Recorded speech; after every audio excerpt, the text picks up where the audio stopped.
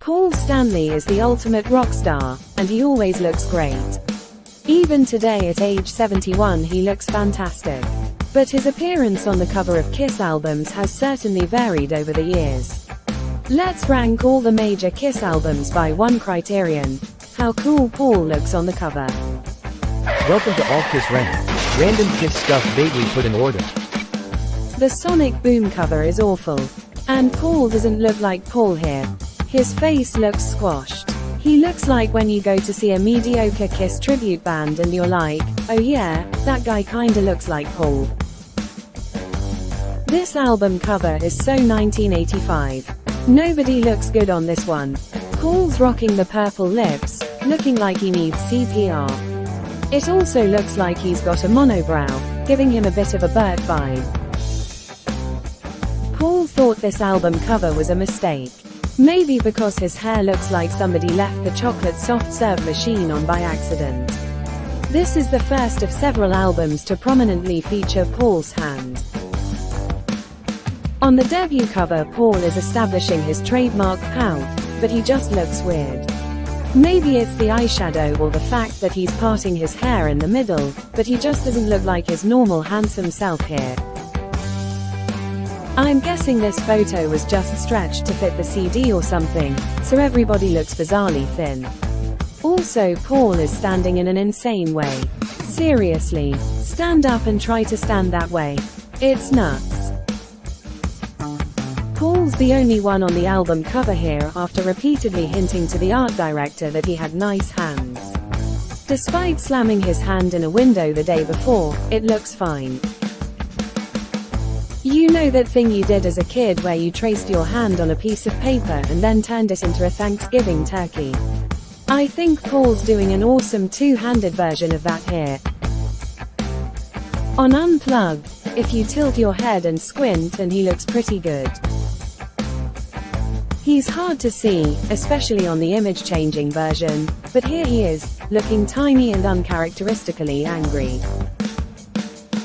On Alive 3, he's hanging out in the B and just looks kinda confused, or like he's squinting looking at the sun. I think the whole Adam Ant look works well for Paul here. But the anal bead necklace definitely does not. Rock and Roll Over is a classic Kiss cover to be sure. But I think the artist went a little bit overboard on the mascara here for Paul. Paul's face looks a bit constipated here. I'm also not sure why he's grabbing Peter's ass. 60-year-old Paul Stanley looks pretty good here as he's choking out Gene and reaching out through the album cover trying to choke you out. As would be the case throughout much of the 80s, Paul looks better wearing his normal street clothes here than the over-the-top stage outfits. The watch is a little weirdly casual. This is a cool photo, but I always thought it was a weird choice for the cover of a live album. Paul looks like he's shoegazing. It's the exact opposite of what he was like in concert. Paul looks kick-ass here, although I think the art director went a little nuts on the airbrush on Paul's left eye.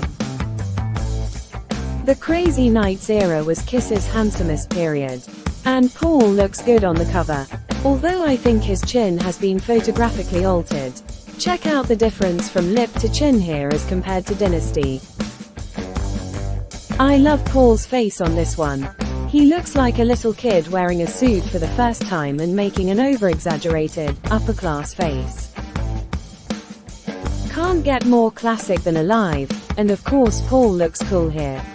But the rarely worn feather collar does seem a bit out of place. And it gives me a slight Hawkman vibe.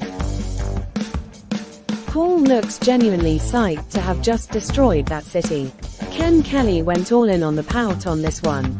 But the detail on the rhinestones on the costume are amazing. Before we get to the top 3, father figure 1950s Paul Stanley has a request for you. The solo album covers are iconic and all 4 of them look incredible. Paul's album is tragically underrated as well. This is Paul in his prime, looking sexy AF. Fun fact, there is an exceptional amount of hair cropped out of this photo. Hell yes. At number 1 is Love Gun.